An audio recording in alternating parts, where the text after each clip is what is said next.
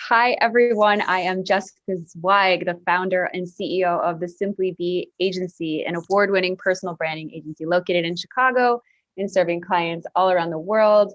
I'm the author of the forthcoming book, Be a No Bullshit Guide to Increasing Your Self-Worth and Your Net Worth by Simply Being Yourself. And I'm also the host of the Simply Be podcast. And today on Ever Forward with Chase, we talked about so much: how to create a conscious life, how to find community and deepen your connection to people in 2021. We talked about how to believe in yourself in the first place in order to put yourself out there, and how to tactically help yourself out along the way in that journey towards confidence and self-affirmation. We talked about some tactics when it comes to building your message, how to find the right brand name, how to find your purpose and connection to your brand name.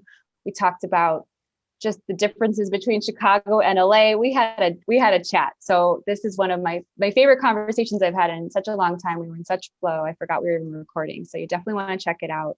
And thank you all so much for having me on the show. 3, 2, 1.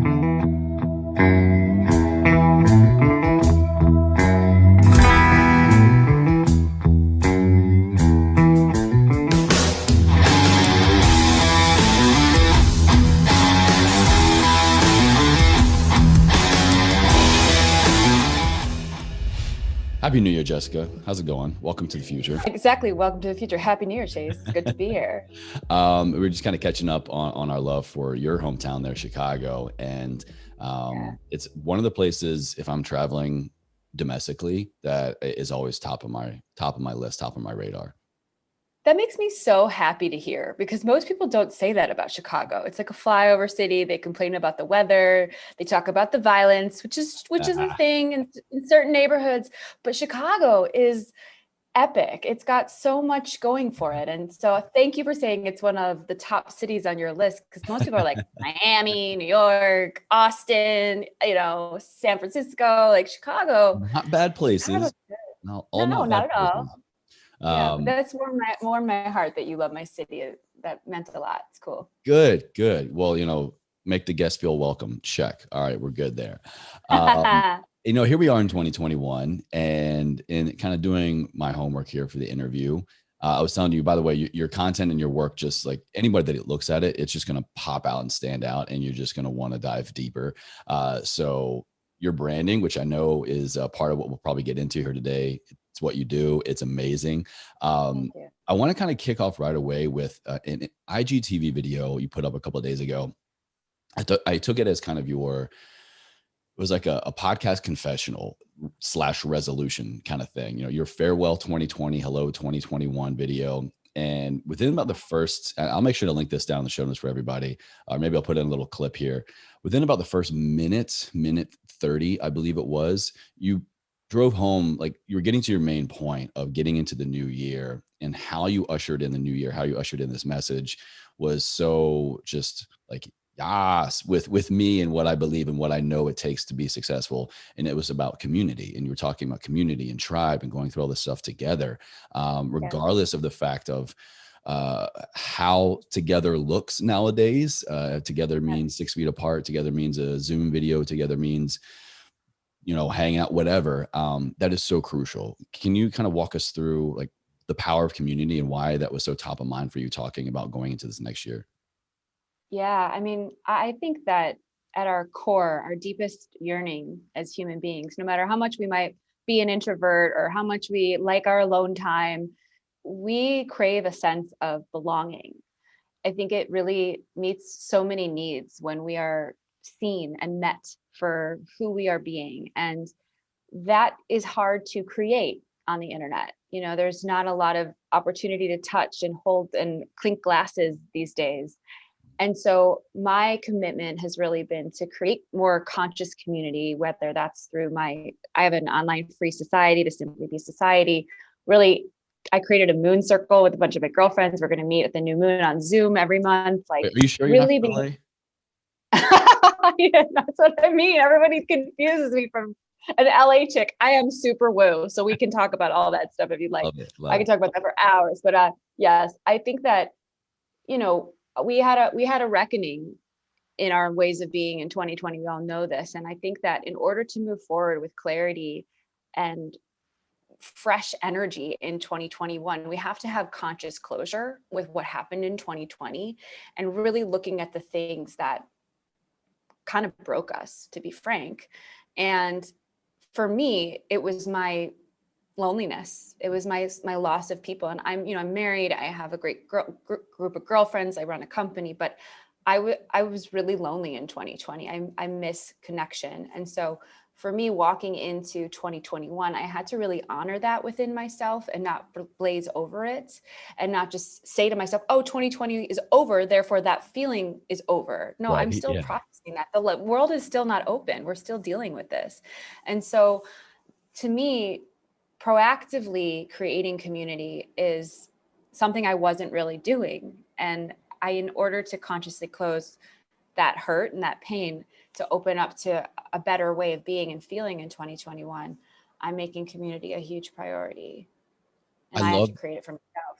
Yeah, you have to create it. Absolutely. Because look, especially this day and age, we're not really getting that many handouts. And the ones we are getting from the government it's a joke. Handouts in terms of, what we need to fuel our soul, to fuel the day, to fuel our bodies and minds. I love that term, conscious closure. And I'm going to piggyback off that topic if we could. Conscious, that term has been one that has, I think, been, I don't know, the most revealing to me over the last year. Conscious community, conscious content, conscious this, conscious that. Maybe it's the woo in LA, kind of just the trending new hashtag. I don't know. But for me, I've seen it a lot more. Can you kind of crack that open a little bit more? What do you mean by that, by conscious, insert next word here?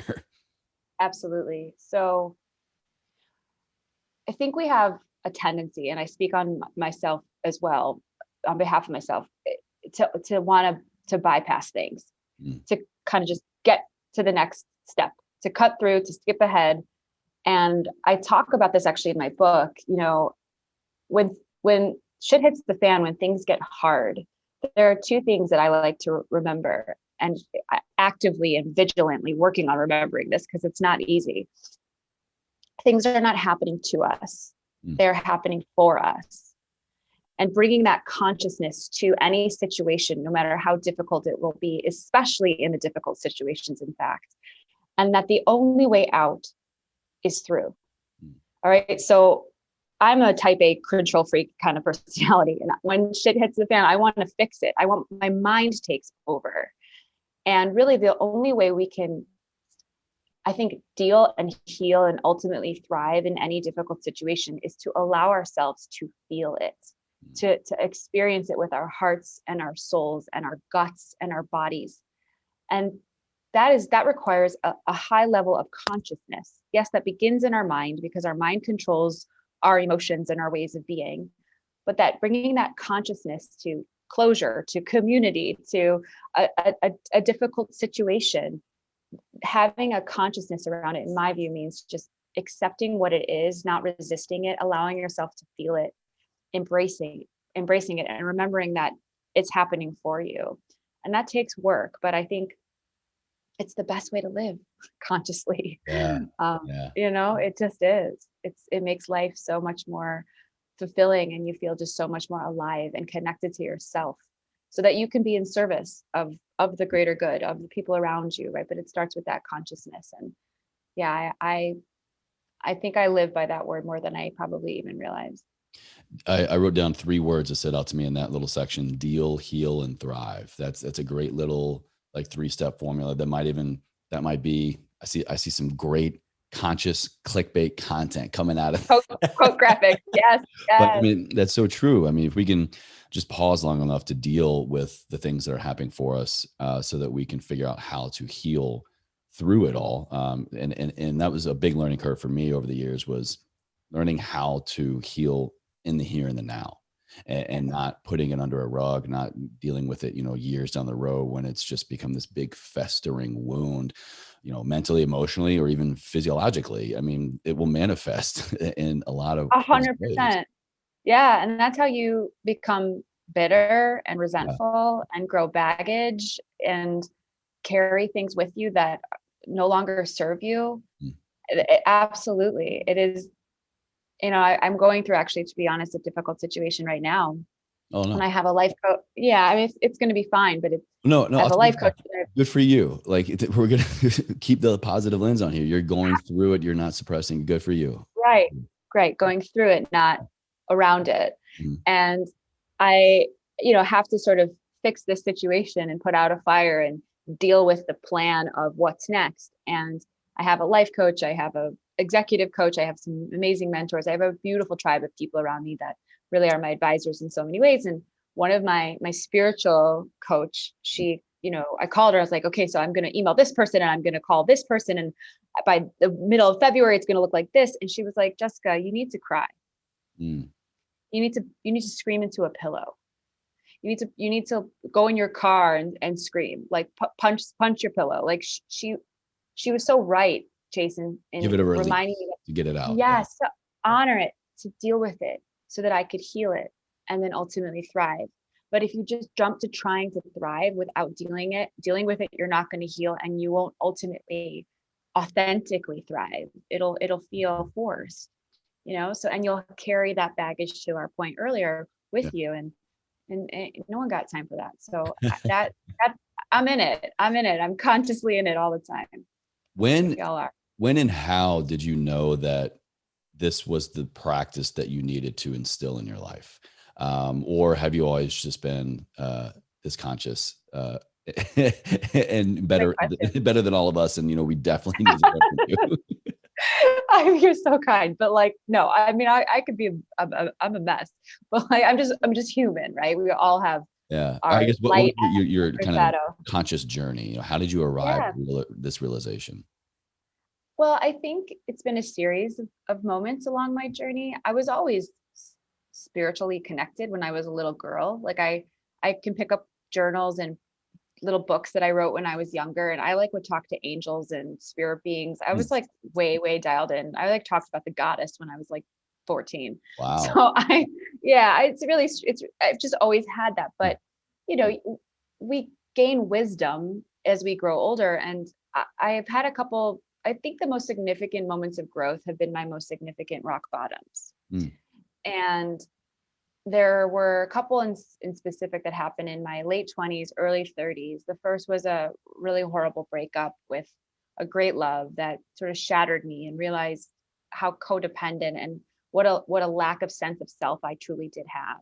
And so that breakup was like the best thing that ever happened to me, because it set me on this path of self-love and self-actualization and self-realization on a personal level.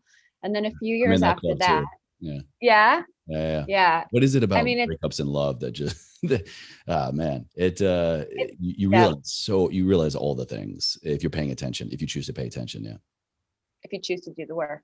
Exactly. And I mean, I believe that we're here on earth to learn. It's Mm. school. Like, we're here to evolve. And I believe that the greatest truth of the universe, and the reason why we are truly here in the first place, is to love and to be loved. And so love really cracks you open in a way that nothing does when you fall in love. And then when you lose that love, or that love changes and leaves your life, I mean, there's nothing like that pain, there's nothing that compares to it. And so I feel like, and it's gonna sound a weird thing to say, but I feel like every single person on the planet needs to get their heart shattered, like, and Oh, broken from yeah. a great love, because If you're it'll going to make learn you how to who you tap are. into yourself the most full way and to have the greatest revelations, and I mean, literally all of your things, 99%.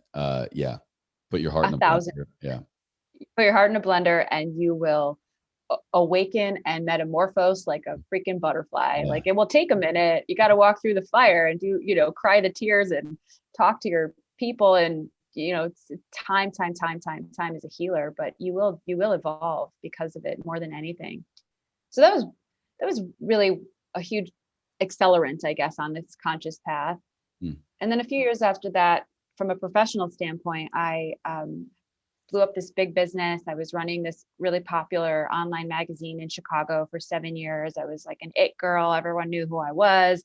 I was like a little Carrie Bradshaw. I was like out on the town every single night of the week, and had like hundreds of thousands of readers of my magazine. I thought I Oh, was so wow. cool. Yeah, I mean, But you'd made it at this point, right? Yeah. yeah, I mean, I was in my Here's late what we late need to check 20s. off. Yeah. Yeah.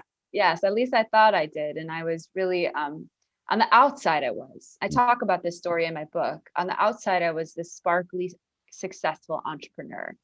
But on the inside of that business and in my life, personally, uh, it was a failure. I was broke, and I had a very toxic relationship with my then business partner, and I was sick. I was contracting autoimmune issues because I was completely out of alignment. I was going out, like I said, 6 nights a week, drinking and just not conscious and operating from a lot of ego and scarcity. Sleepwalking. Hell yes. And my business at that time had become so successful externally and critically that my whole identity was tied into it. And I actually had surgery on my sinuses. This was back in 2013.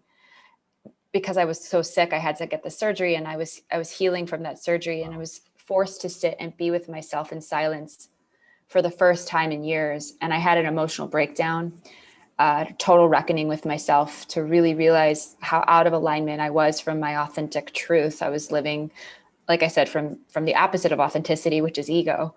And I have this little tiny wrist, Chase. I don't know if you can see it on my wrist, called Simply. It says Simply Be. Yeah. And I've had that for years. I had that before this moment. And I heard my higher self say to myself in that moment that I needed to leave this business, which was crazy because it was my life. It was, when you're an entrepreneur, your business isn't a piece of you, it's you entirely. Yeah. And it said to me that I needed to go off and start something else on my own, call it Simply Be, to always be reminded to live from my truth. And that was really the beginning of the beginning in so many ways. And, to be honest, I spend a lot of money and a lot of time and resources on personal growth and development. I think the journey of life is not without, it is within, to really know ourselves, to be ourselves fully and truly. And so this conscious person, I guess you just met today, like I'm talking to you as, has been a lot of work and on a daily, to practice. And I just think the moments that really rock us are the ones that make us, Could not agree more. And I want to kind of use this moment in your story to share a little bit of mine that my audience probably is aware of, but if you're not, here you go, first time for you, because I think it's a great segue into what I'm assuming kind of helps solidify your skill set and your ability around the whole branding and fulfillment. Me, very similar story, heartbreak, professionalism, on the outside, everything's looking great. Physically, I was the strongest and best I'd ever been. But I was having these massive panic attacks and anxiety attacks and just PTSD triggers and so many things that were just like on the surface. Why is this happening? But it forced me inward, like you're talking about. And for me, it was this immense loss that I went through years ago with my father. And it's something that I was running from for 10, 12 years.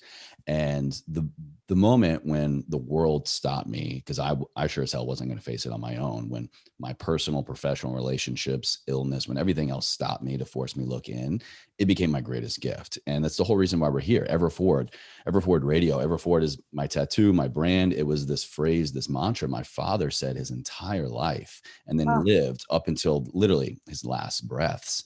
And so not only was it a great moment is a short-term word. It was about 8-10 months of just this intense inner healing. But out of that came my greatest sense of purpose. Ever forward, ever forward, ever forward. So it healed me. It provided fulfillment that I needed personally, but it became my brand and it became a meaning attachment for everything. And so someone who does this, I'm wondering, is that, it's not 99% of the time going to always happen for people. Your biggest mess can become your biggest, message, I guess. But is that something that you have been able to latch onto as well that, came from that growth period? Yes. First of all, thank you for sharing that with me. Of course. And I'm just like, I have tears in my eyes and my chills around my body talking about your father. And clearly he had an incredible spirit and presence. And I could feel that. And so thank you for sharing that with me. I think that's really where the magic does and the authenticity. I talk a lot about authenticity, which I know is such an overused word. And I'm hoping that my book and my message helps to kind of breathe new life into that word. But, you know, Ever Forward, Simply Be, it's not just a logo. It has a meaning. It has layers. It has life in multitudes of ways. It's a brand, it's a service, it's an anthem, you know, and whether people who are listening, you know, they're thinking, well, what does my brand feel like that? I don't want people to feel like if they don't feel that way, that there's something wrong. Right. I think that it does have to mean to the beauty something. of what can happen if you go through it. Yeah. Exactly. And like, if you would have told me that Simply Be, this little tattoo on my wrist, would have become an agency, a podcast, a book, a society. Like years ago when I was in my scarcest, darkest moments, I'd be like, screw you, no way. Like that would never happen. But then you just trust and you follow that full body alignment. You mentioned purpose, Chase. Like if you feel connected, if you feel in your work connected and aligned to your purpose, which is your reason you think you are here on this planet, it doesn't kind of really matter what you call it in a way, like as long as you feel that. And if you, right. And if you find the right words, all the better, like amazing. And then that can breathe new life. But it's really, I think, more of that alignment, that connection, the story of your father, the fact that he said that, like, look at the magic that's been created with your platform, with those two words. But it started with the fact that you felt that way about your father's words and an imprint on your life in the first place. 100%. And you just identified and associated those words with your business. And so I think that's more important than anything when people are thinking about, how their brand can come to life. Does it feel like it's your purpose in the first place? Yeah, exactly.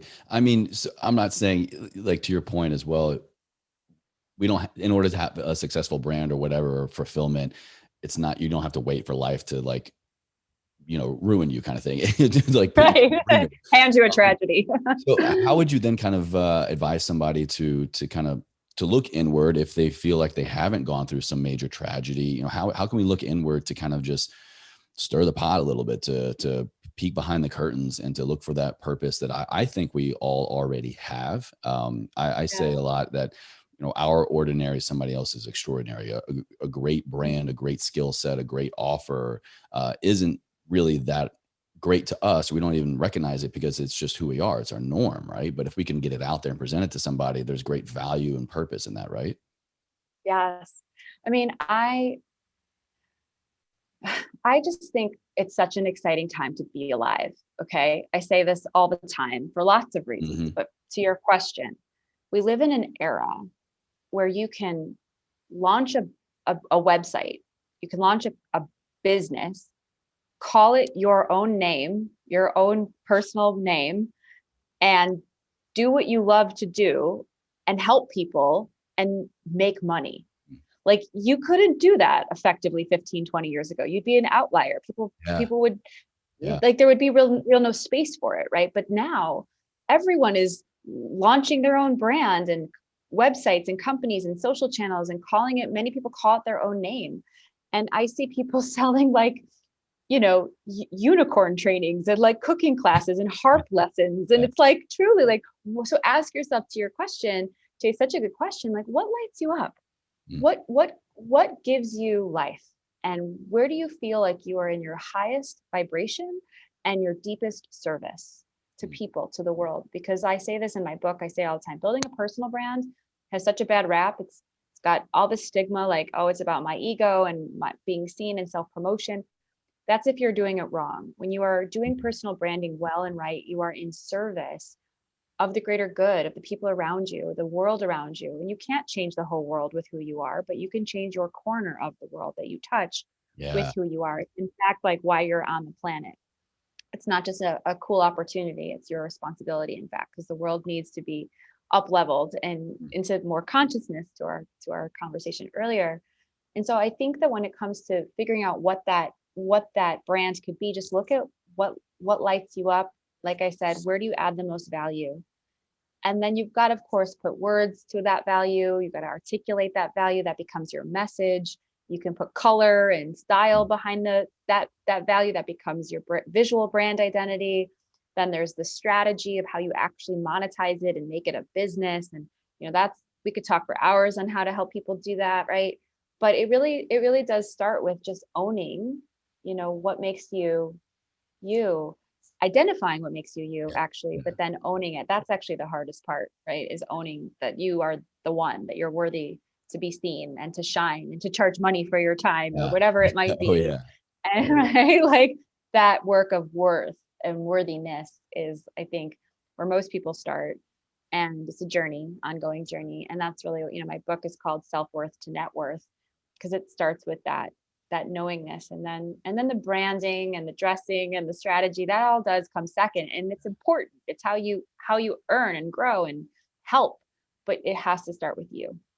Can you walk us through some, like, your top 2, top 3, or maybe some key points that are definitely outlined in the book around this? I think this is such a great concept for someone listening, someone watching, to pay attention to, for one of 2 reasons. One, if you already have some sirens going off in your head, like, I don't know about this job or this career, or I feel very lit up about something already. You have that curiousness, that light, that dimmer has been kind of, gone from 0 to dim, right? And you want to send it to full blast, but you don't know how.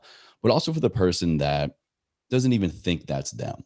And I would beg to differ that we all are like this. We just haven't quite had that catalyst yet, or we're suppressing something subconsciously. Can you walk us through some tactics, key tangible steps to kind of really just pay attention to that, lean into that, and then, like, how to nurture it, how to grow it, just to see what's possible, Yeah, absolutely. Beautiful question. So in my book, it's a tactical marketing branding book to walk you through all the steps on how to build your brand identity, create content, build a platform strategy, how to get seen in the media from a PR perspective, and optimize social media. It's like a journey, right? To really build it all out. Why didn't you put this out in 2000, like late 2017, when I was getting into my own stuff? I come on, like, you're still going to love it. You'll still take so much. It'll make you think about what truly, thanks for saying that, but you're doing awesome. I don't know if you're truly, needed to read my book back then, but it'll take what you're already doing and it'll either affirm it or it'll help you sharpen it and clear it up even more. Right. So there's that. But to your wonderful question, Chase, I actually want to zoom up, as I like to say. And the way that the book starts, before I even get into all of the tactical how-to, it's this decision, right? This choice that we have to make, that, like, we're it. And I'm worthy of going after my dreams and, being seen and succeeding. Yeah. And that takes some help. And so there's two exercises, 2 steps that I would recommend your audience take. And this is in my book, but I'll give it away. They should do it nonetheless. 2 things. One is, I want you to identify 3 to 5 people in your life that know you the best. That this could be your partner, this could be your best friend, a mentor, colleagues, clients, people who believe in you, people who know you well, that you trust. And ask them all the same exact singular question, which is, what is my unique intrinsic value? And have them write it to you, send it in an email or even text it to you. Because I did this for myself. Actually, the whole book is kind of a reflection of my own journey too. I say this all the time. You're hitting on something that is, like, just setting off sirens for myself, which gives me a good sign that I'm on the right path and I'm not full of shit, I say all the time, pay attention to the gifts that others already receive from you. I guarantee you, like I said earlier, you're ordinary, somebody else is extraordinary. And to your point of polling your audience, your friends, writing that letter, who are you in your friend circle? Are you the person that always someone comes to you for, like, relationship advice or for a recipe or for gym help? There is something there. I promise you. Ask your friends, the people that you trust, they'll tell you.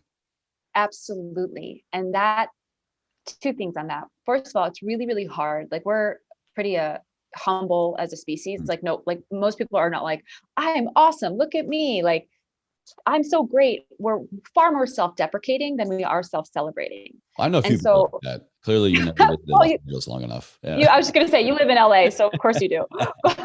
Like, I feel like most people are naturally humble, and that's a beautiful thing, right? But branding yourself and putting yourself out there is not an act of humility. It's an act of confidence.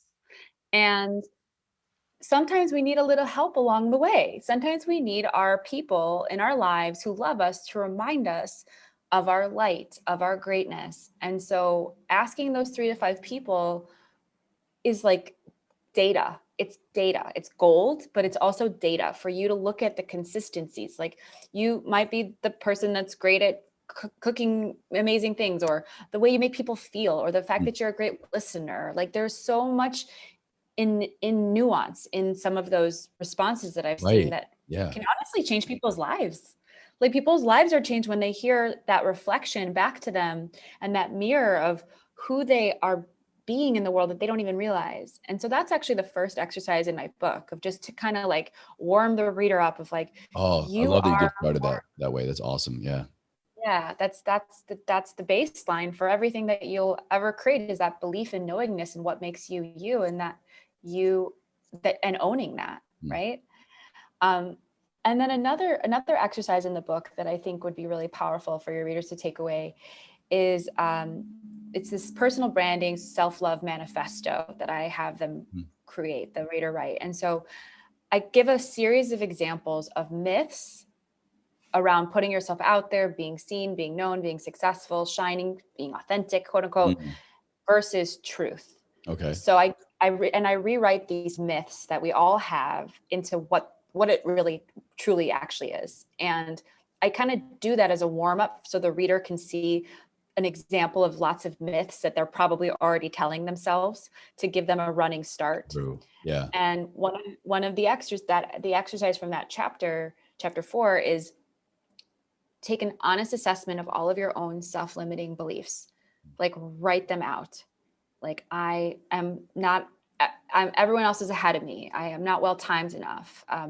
There's no way that I could ever lead people. I've never done it before. I don't know how to use social media as well as everyone else I see. Like, whatever those they can be as big or small, and then look at them and rewrite them through the lens of empowerment and love.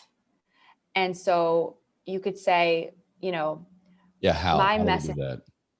So I'll just use those 3 examples I just said. Instead of saying I'm not well timed enough and everyone else is ahead of me, I can say everything in my life that I've experienced has led me to this point of where I am right now. And only because of that do I have what I have to share now with my audience and community. And so therefore I am right on time.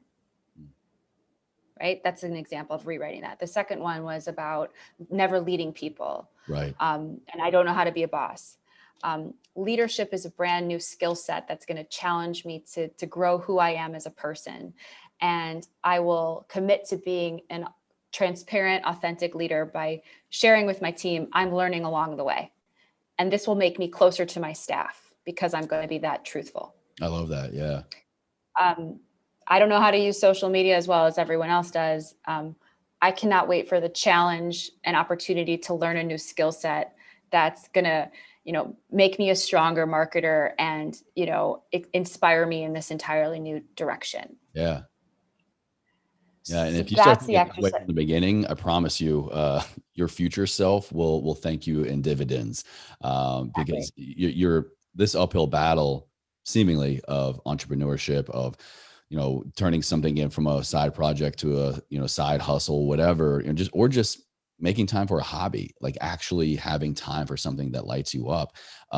You will come face to face with, why am I doing this? It will feel like the challenge, but from the get-go, if you have that lens of positivity and opportunity, then it becomes way less of a struggle uphill. You're kind of just moving forward, not up a hill.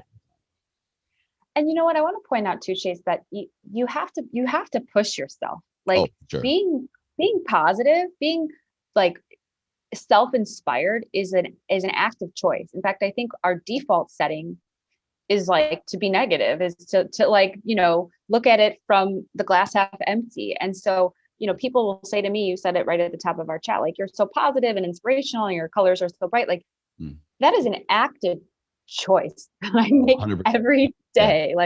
So if you're going to take a look at all of these self-limiting beliefs, from fear into love and rewrite them. I'm just warning your audience, it's not going to be easy. Like, you really have to push yourself. You just do, but it's so worth it. So true. I mean, what else is going on in the book that somebody is going to choose to pick this one up over the next personal development, self-help, personal branding book? I do think you have a great kind of edge of bringing a lot of the self-work with the work that is involved of this modern day and age of social media and branding and business. So, I mean, to that, I think you have something very strong to offer for people. But when you were writing this, or when you were done with it rather, how did you know, like, this is not only a great piece of work, but it is something necessary right here, right now? Yeah, such a great question. I mean, I really think my book is going to change people's lives. I do. Oh, I no want doubt, people yeah.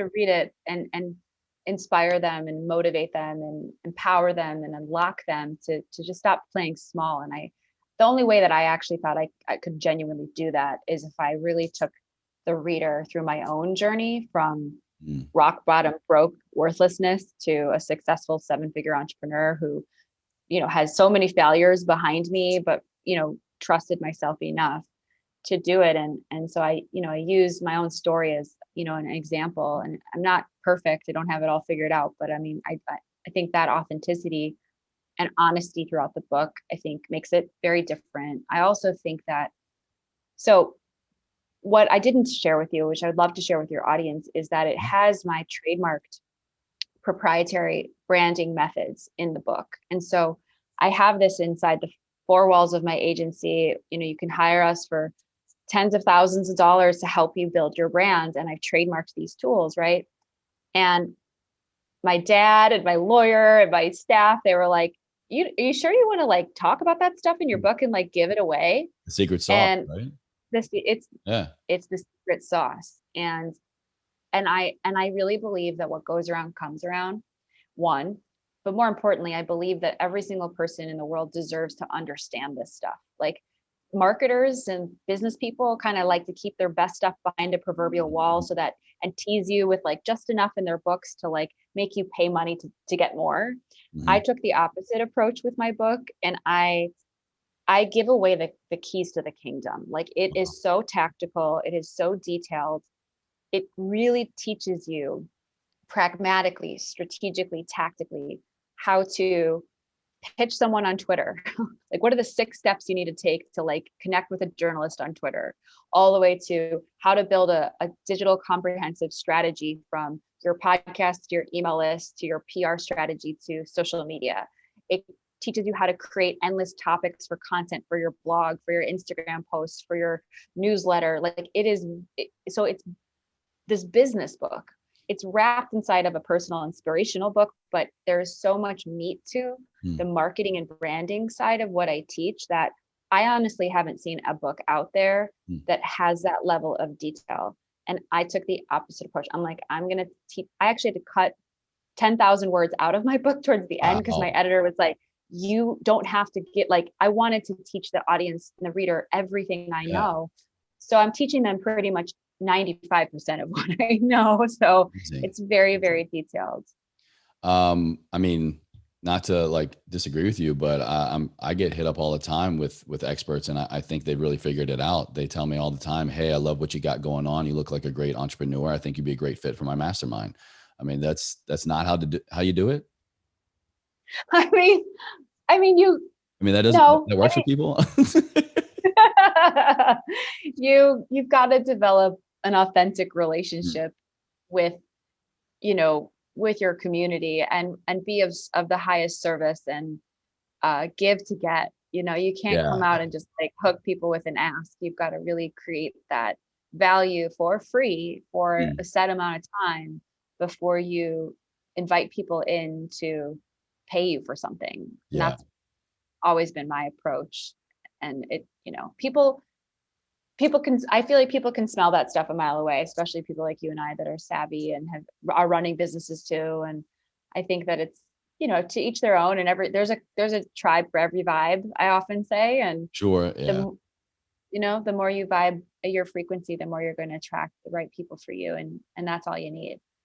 Do you think that this book and your work here in our conversation, clearly it has value for somebody to kind of look inward, to figure the self out a little bit and to figure what we have of worth there if we want to step into this whole kind of personal brand opportunity. But how would you say it can help us latch onto or even cultivate or create the right community along the way? Because me personally, I think there's a lot of greatness that we can do in and of or from ourselves and through like the works that we are going to do as an individual. But I have always found the greatest ROI and honestly just the greatest feeling when I know that I've got a few of the right people around me along the way. Can you talk us through the personal branding, but through the community aspect lens a little bit? Yeah, of course. I mean, I really think it comes down to really identifying, yes, who you are and what makes you different and what lights you up. But in tandem and in fact, in full integration with that is what you're here to give. Mm, You know, who are you, like, what are you here to serve? The whole point of, I think, success is the journey of helping other people. Like if you can make money, if you can grow your own platform by serving other people, that is how you build a community authentically that makes a difference in people's lives. Because just saying you have a community, like 10,000 people are in your Facebook group, but no one's lives are really being touched and people aren't communing and networking and getting value, then it's just a vanity metric, right? So really thinking about what is your value and service to your community. That's one. And the book does teach you that. The book is going to get you to the heart of that. And then I just said this in a different way, but I believe one of my favorite quotes, which is quite cheeky, but it's actually, in my view, a marketing quote, yeah. is your vibe attracts your tribe. Yeah. And so we're all energy, right? Vibrating at different frequencies. And so the more that you get to know your own vibration and are more confident with your own frequency, and the more you allow yourself to then vibrate higher and louder and bolder and clearer at that frequency, two things are going to happen. The first thing is you're going to repel people who are not at that frequency. It's just science, truly. Yeah. But you're also, secondly, going to magnetize and draw in more and more and more of those people who are at your frequency. So in fact, the more polarizing you are, the bolder you are, the more authentic you are, the more you're going to create your right community. You don't need everyone in the world to be your community. I know lots of people who are making millions of dollars with 700 people in their community, right? Like, it's the truth. So that is 100% what the book gives you throughout the entire experience of reading it, is that reminder. Yeah. So I hope that answers your question. And there's a ton of work. My book is part workbook, part book. Like there's lots of prompts and journaling. Yeah. Oh yeah. It's super interactive. Learn and do simultaneously. The whole way through. Awesome. Yeah. For some reason, I just wrote a note down there about bug trap. It's like once we can kind of tap into this resonance, we become the right kind of bug trap. You know, we are repelling the bugs, the people, the things that don't serve us, that we don't want in this vicinity, but also it's going to be the frequency, the color, the heat, the warmth, all the things that attracts, you know, the right kind of bug. I don't know why bugs come to mind right now. I love it. No, I'm thinking about that, like bug killer in my backyard when I was little, and you hear like zap. Zapper. Exactly. Yeah. I grew up in the sticks, so we had those all over the place. Yeah. That's hilarious. It's like a country boy fireworks. Yeah, totally. I love it. It's so true. And really, like, remembering that you can't be everything to everyone, you know, or you're going to be nothing to no one. And it's just being really, you use the word resonance, Chase. I loved that. It's like really being clear in your resonance and owning and embodying your own way of doing things. And it's just, it can be life-changing. And like, you look at me and my platform, it's really yellow, and I've got, blonde hair, and I'm always smiling, and I've got pineapples in my logo. And like, that's, you know what, not going to be for everyone. I know that there are people in the world that will look at that and be like, no, too much, not for me. I don't get it. I don't believe it. I'd rather be with, I need a man. I need someone who's in more of a neutral palette. I don't freaking know, but that's okay because and that's more than okay, because the people that vibe with yellow and pineapples are my people, and I love my clients, so I really hope your audience takes that away. Like, do you make no apologies? For damn sure. Well, definitely cannot wait to dive into the book myself. And this has been a great kind of 10,000 foot view, of the work in B. We're going to have your work, the podcast, and definitely for sure the book down in the show notes for everybody. By the time this is out, your book will be live. So everybody can go straight from podcast to book. And did you do an Audible version, audiobook as well? I did. I got to read my own book. Amazing. Congrats. Okay, cool. I'm a huge Audible fan as well. And I especially love it when the authors read it themselves. Quick tangent on that. Did you by chance, you familiar with Matthew McConaughey's recent book, Green Lights? Of course, I have not yet read it, but I want to. Get the Audible. It's a one-man show. He reads it. He performs every single line. It's amazing. Yeah, that was like, I believe it. It's like you're watching a movie of his life that he's reading, but oh my God, it's incredible. Yeah. I need to do that. Oh, I was actually going to buy it, but now I'll do the Audible 100%. I love the Audible experiences. It's like podcasting, right? Like the medium of audio is so intimate. You just feel like you know the person. And so Audibles are life. And I love Matthew McConaughey. I always have. So I'm definitely going to check that out. So much more respect for him now after going through that book with him. It's incredible. Well, Jessica, thank you so much for your time. It's been a pleasure talking with you. And next time I get out to Chicago, we'll have to do a part 2 in person for sure. But done and done. It's been great. I have one final question, and I was talking with you earlier about the meaning behind ever forward, and that's what I ask all my guests at the end is, those 2 words. We've been talking a lot about it, and people could pull their own definition out of it, but I would love to hear it from you. How do you live a life ever forward? What does that mean to you?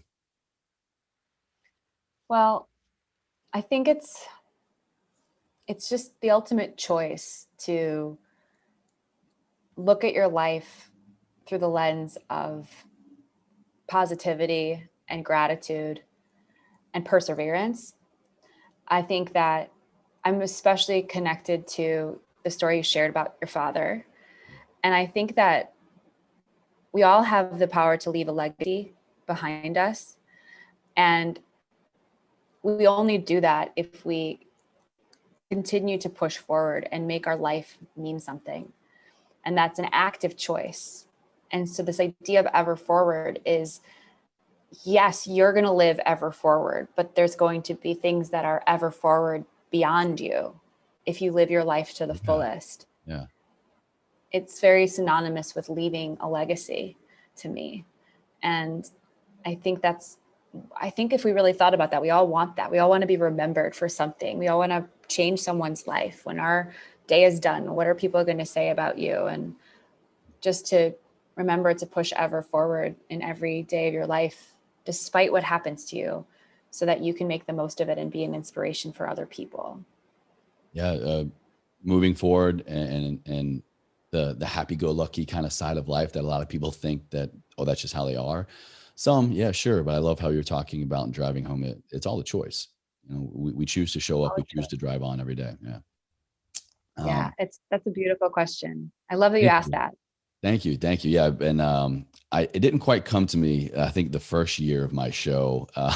So anybody who goes back to the beginning in 2017, you may not hear that question, but it's been a great one to ask all my guests the last couple of years.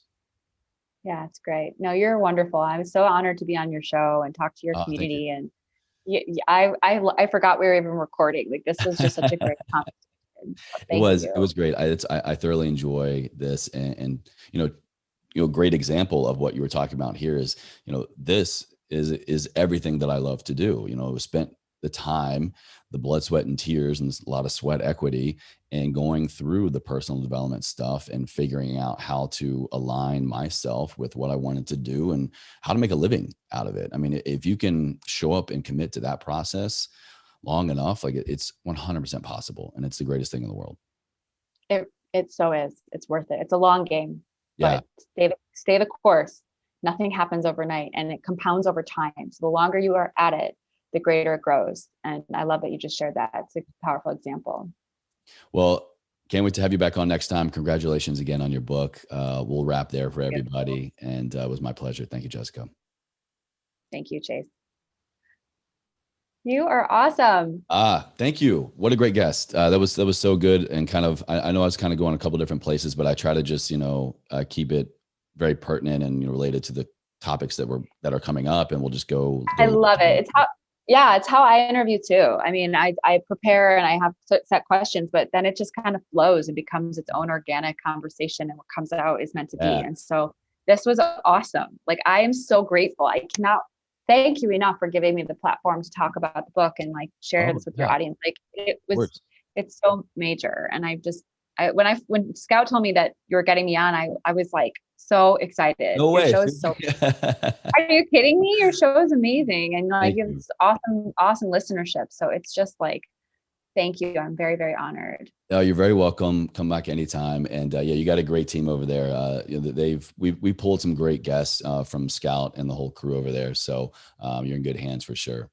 Yeah, she's a superstar. My dear Scout. Yeah.